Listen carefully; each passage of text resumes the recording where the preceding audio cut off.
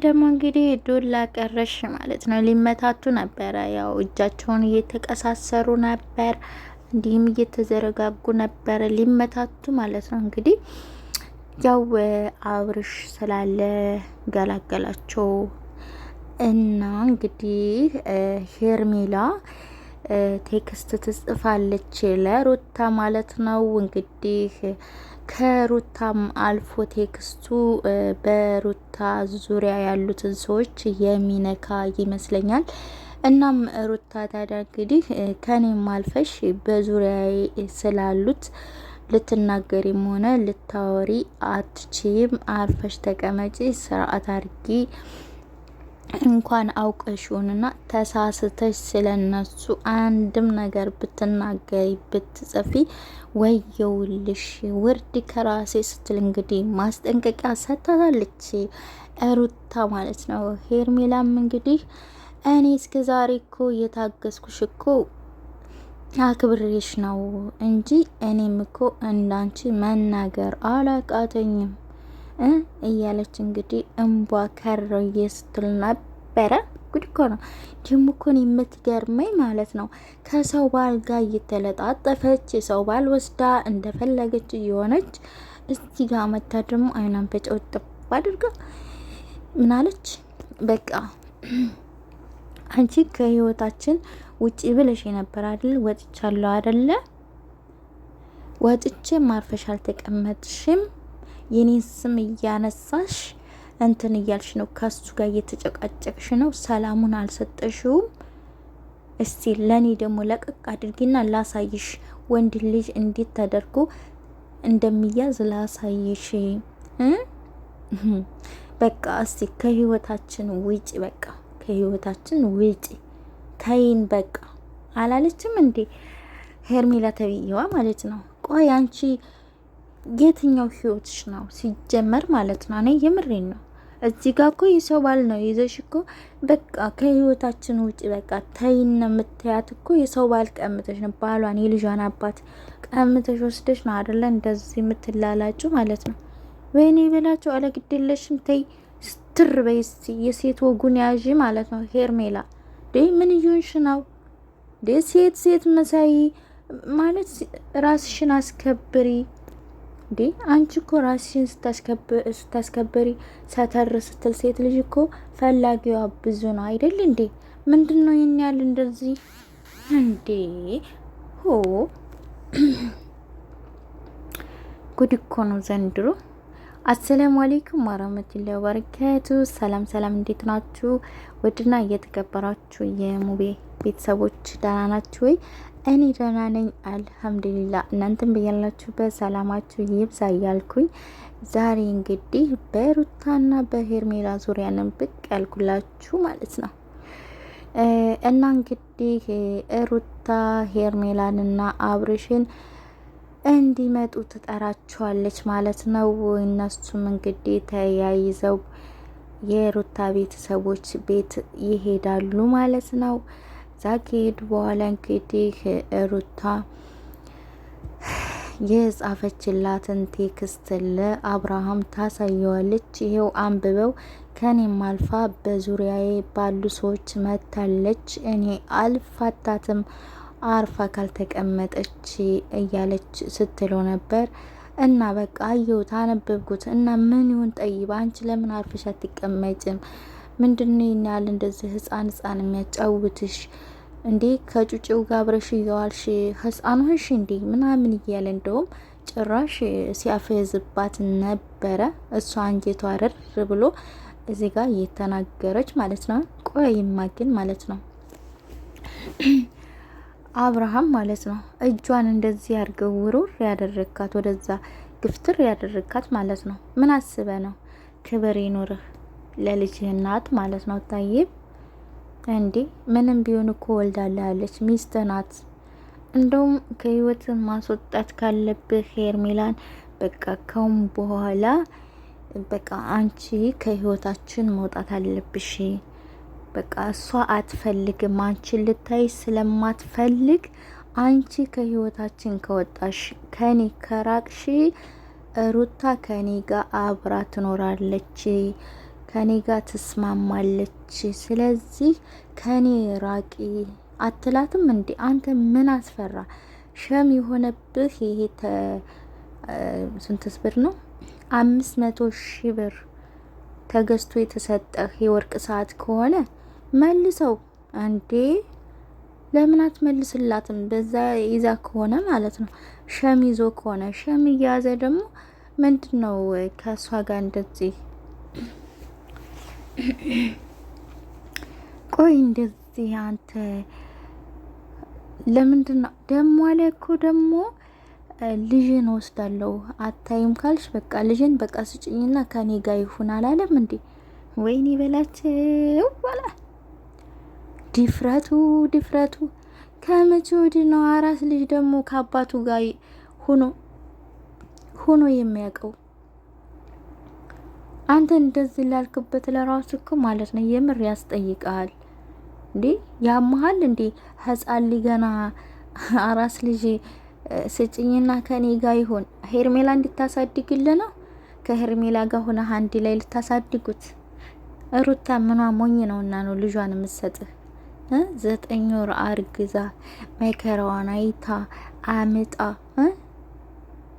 ወልዳ ስንት ነገር ሆና ስንት አሳልፋ እንዶ አታፍርም? ስጭኝና ከኔ ጋር ይሁን ስትል እንዴ? አንተ ልጅህን የምትፈልግ ከሆነ ሄርሜላን ከህይወት አስወጣ። በቃ በዙሪያ ያሉትን ወጠጤዎች ሁሉ በቃ ከህይወት አስወጣ። በቃ ዙሪያህን አንተ በወጠጤ ተከባሃል። ይቺ ጋለሞታ ደግሞ 10 ጊዜ እዚህ ጋር እየመጣች ለጣጠፋለይ፣ ስትፈልግ አንገቷ ስር ትወትፋለች። እና ታዲያ እንግዲህ አብርሽም ሲፈልግ ጭኑ ላይ ሲፈልግ ጀርባው ላይ ይሰቅላታል። በቃ የሚያደርጋትን ነው እኮ ያሳጣው። እሱ ለራሱ እኮ በቃ የሌለ ነው በቃ ከሷ ጋር ማለት ነው። እንደ ባለ ትዳር ሳይሆን እየሆነ ያለው በቃ ትዳር የሌለው ሰው አለ አይደል? የሆነ እንደ ላጤ ነው እያደረገው ያለው ማለት ነው። በቃ እሷም የምትፈልገው አጭር ቀሚስ ለብሳ ጭንና ጭኗን እያሳየች ስፈልግ ጭኑ ላይ ስፈልግ ጀርባው ላይ ስፈልግ ፈልገችበት ቦታ ላይ እየተለጣጠፈች ማለት ነው እንትን ማለት ነው የምትፈልገው። እሱም ታዲያ እሷ በምትፈልገው ስታይል ነው በቃ እየሄደላት ያለው። እሷ የምትፈልገውን ነገር ነው እየሆነላት ያለው ማለት ነው። የምር እንደ ዶሮ ጫጩት አንዴ አንገቷ ስር አንዴ ምኗ ሽጉጥ እያደረገች ጠረኗን አስለመደችው። አሁን ልጁ ማንን መምረጥ እንዳለበት ለራሱ ግራ ተጋብቷል ማለት ነው።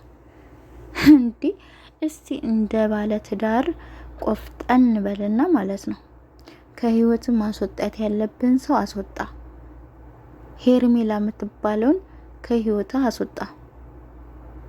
እንዴ አንተ እኮ የልጅ አባት ነህ፣ ባለ ትዳር ነህ፣ ህጋዊ ሚስት አለች፣ አላፍትና ያለብህ ሰው ነህ አይደል እንዴ? ስለዚህ በህይወት ውስጥ ገብተው ህይወትክን የሚበጠብጡ ሰዎችን ለምንድን ነው ከህይወትህ የማታስወጣው? ወለቴ ነው። ይሄን ካደረክ ማለት ነው ሩታ ወደ ቤቷ የማትመለስበት፣ ሩታ ካንተ ጋር የማትታረቅበት ነገር አንድም ነገር የለም። እሷ የማትፈልገውን ነገር አታድርግ። በቃ ሩታ በዋናነት በቃ ሄርሜላ ካብርሽ ጋር እንድትሆን አትፈልግም። ይሄን እያወቀ እሱም ደግሞ ከሷ ስራ አይጠፋም፣ እሷም ከሱ ስራ አትጠፋም። እቺ ሄርሜላ ተብዬዋ ማለት ነው።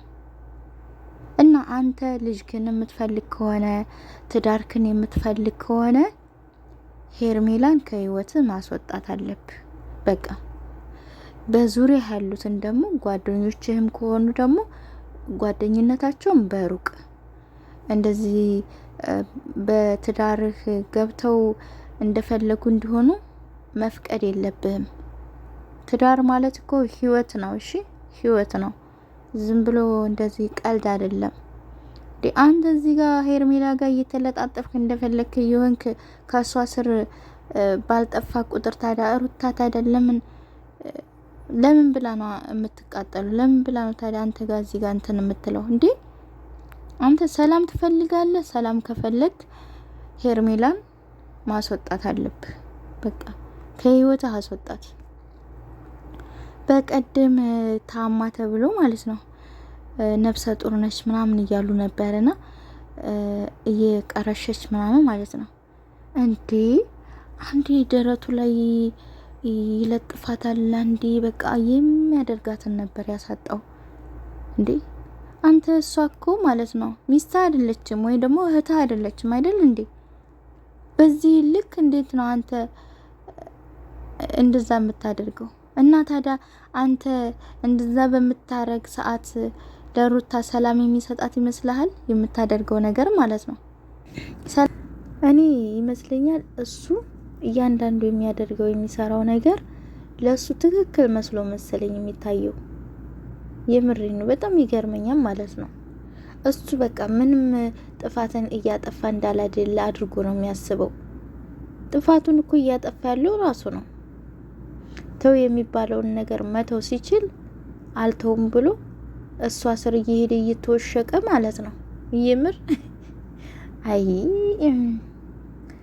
ይሄ እኮ አንዲት ባለትዳር ሴት ባለቤቷ ከሌላ ሴት ጋር እየተቃቀፈ እየተሳሳመ ቢመጣ አይታ ዝም ብላ የምታልፈው አይደለም። ማንም ቢሆን አይቶ ዝም ብሎ አያልፍም። ይሄ የህይወት ጉዳይ ስለሆነ መጨቃጨቋንም መናገሯንም አተውም። ወንድም ቢሆን እንደዛው ነው። የራሴ የሚላት ሚስቱ ባለቤቱ ከሌላ ወንድ ጋር እየተቃቀፈች እየተሳሳመች ብመጣ ባላየ አያልፋትም። መናደዱ መበሳጨቱ መናገሩ አይቀርም። ስለዚህ ሩታም ደግሞ እዚህ ጋር ብትናገርም ብትጨቃጨቅም እውነት አላት። እውነትን ይዛ ነው የምትናገረው። ዝም ብላ ከመሬት ተንስታ አይደለም፣ ዝም ብላ ያለ ምክንያት አይደለም እዚህ ጋር እየተናገረች ያለው ማለት ነው። ስለዚህ መጀመሪያ ማስተካከል ያለብህን ነገር አስተካክል አንተ ማለት ነው። ችግሩ ካንተ ጋር ነው ያለው። እሷም ደግሞ ሄርሜላ ናት። ከዛም ቀጥሎ በዙሪያ ያሉት በትዳር መሀል እየገቡ የሚበጠብጡ እነሱን ቦታ አስይዛቸው። እንዴ የራሳቸው ህይወት የላቸውም? እንደገና እኔ በጣም ይገርሙኛል። ለምንድን ነው ሌላ ህይወት የነሱ ህይወት የላቸውም? እንደነዚህ ማን ነው የሚባለው? አንደኛው አቤል፣ ብሩኬ ምናምን ቢኒ ብቻ እንደዛ የሚሏቸው እንዴ ሰው እኔ የምሬ ነው በማይመለከተው የማያገባው ሰው ትዳር ገብቶ የሰውን ህይወት ብጥ ሲያረግ በጣም ነው የሚያናድደኝ። በጣም ማለት ነው። አሁን ውብዬና ናሂ ያቺ ትጅ የምትባለው በመሀላቸው ገብታ ይኸው ብጥብጥ አድርጋቸዋለኝ። የምር በጣም ነው እኔ በእነሱ ያዘንኩት ማለት ነው። በጣም እና በሰው ትዳር እየገባችሁ የሰውን ትዳር የሰውን ህይወት የምትበጠብጡ ሰዎች እባካችሁ እንደው ነግበኔ ብላችሁ በራሳችሁ ላይ እንድደረግባችሁ የማትፈልጉትን ነገር በሰው ላይ አታድርጉ ማለት ነው። ሲቀጥል ደግሞ ትዳር ብላችሁ ከገባችሁ በኋላ ወንዶች እዚህ ጋር ህጋዊ ሚስታችሁን አስቀምጣችሁ ከሌላ ሴት ጋር እየሄዳችሁ የምትለጣጠፉ የምትሳሳሙ የምር ስርዓታችሁን ያዙ። ይሄ ጥሩ አይደለም። እውነቴን ነው። በጣም ይደብራል፣ ያስጠላል ማለት ነው። ትዳር ማለት ህይወት ነው። በትዳር አትቀልዱ ማለት ነው። በትዳራችሁ የምትቀልዱ ትዳራችሁን እንደዚህ እንደቀላል ዝም ብላችሁ እንትን የምትሉ ሰዎች ካላችሁ እውነት ጥሩ አይደለም። አስተካክሉ ማለት ነው። ልክ እንደ አብርሃም አይነት ካላችሁ ጥሩ አይደለም። እንደዚህ አትሁኑ ማለት ነው። አብርሽም ደግሞ መጀመሪያ ከራስ ጋር ያለውን ነገር በደንብ አድርገህ አስተካክል። ሩታ ከሄርሜላ ጋር ሆነ ማየት አትፈልግም። ይሄን ደግሞ መተው ቀላል ነው። በቃ ሩታ የማትፈልገውን ነገር አለማድረግ፣ ተው ያለችን ነገር መተው። ይሄን ካደረግክ ደግሞ ሩታ ካንተ ጋር የማትስማማበት የማትታረቅበት ወደ ቤቷ የማትመለስበት ምክንያት አይኖራትም። ምክንያቱም እሷ በዋናነት የማትፈልገው አንተን ከሄርሜላ ጋር ሆነ ማየት አትፈልግም። ሄርሜላን ማየት አትፈልግም። በቃ አንተ ሄርሜላ ከምትባለው ጋር ያለህን ነገር አቁም። ሄርሜላ ደግሞ ማለት ነው ቆይ በኢትዮጵያ ምድር ላይ በቃ ወንድ የለም የተባልሽ ይመስል ከባለ ትዳር ሰው ጋር እንደዚህ የሚያላትምሽ እንደዚህ የሚያለጣጥፍሽ ምንድን ነው? ለምንድን ነው ራስሽን አስከብረሽ የማትቀመጪው እንዴ? እንደዚህ ራስሽን ክብርሽን ጠብቂ። ለምንድን ነው በዚህ ልክ የምትወርጂው ማለት ነው? ሴት ልጅ ደግሞ ራሷን ስታስከብር ነው በቃ። ምንድነው እንደዚህ አንቺ ከባለ ትዳር ወንድ ጋር ከልጅ አባት ጋር እንደዚህ የሚያለጣጥፍሽ ማለት ነው እንዴ? አረ ተሰተሪ ግዴለሽም። ሲቀጥል ደግሞ ለሄርሜላ እንትን ብላችሁ ሄርሜላን አንበሳ፣ ጀግና፣ ጎበዝ እያላችሁ የምታሽቃብጡም ሰዎች አላችሁ። ምኑ ላይ ነው ጉብዝናዋ? ምኑ ላይ ነው አንበሳነቷ? የሰውን ባል ስላማገጠች ከሰው ባል ጋር እየተለጣጠፈች ስለመጣች የሰውን ትዳር ስለበጠበጠች ነው ጉብዝናዋ፣ ጀግንነቷ? ከይሩ ኢንሻአላህ። እናንተ የምሬን ነው የምላችሁ። እናንተ ራሱ ማለት ነው እንደዚህ እንትን እያላችሁ ያላችሁ ለሄርሜላ ወግናችሁ ሄርሜላን እንትን እያላችሁ ያላችሁ ማለት ነው አማኑኤል ያስፈልጋችኋል። ወደ አማኑኤል መግባት አለባችሁ የምር እንጂ በጤናችሁ አይደለም። እዚህና ለማንኛውም የሚበረታታና የማይበረታታ ለይታችሁ ወቁ ማለት ነው። እዚህ ጋር ትዳር ስለበጠበጠች እሷን አንበሳ፣ ጀግና፣ ጎበዝ እያላችሁ ለምትሉ ነው ይሄ ማለት ነው። ጠይብ ሰምታችኋል። ለማንኛውም ላይክና ሰብስክራይብ ያደረጋችሁ ቤተሰብ ያልሆናችሁ ቤተሰብ ሆኖ አበረታቱኝ ማለት ነው። አዲስ ጀማሪ ነኝ። ስለዚህ ላይክ፣ ሰብስክራይብ፣ ሼር እያደረጋችሁ ቤተሰብ ያልሆናችሁ ቤተሰብ ሆኖ አበረታቱ ይላችኋለሁ። በቀጣይ በሌላ ቪዲዮ እስከምንገናኝ ደግሞ ሰላም ሁኑልኝ። አመሰግናለሁ።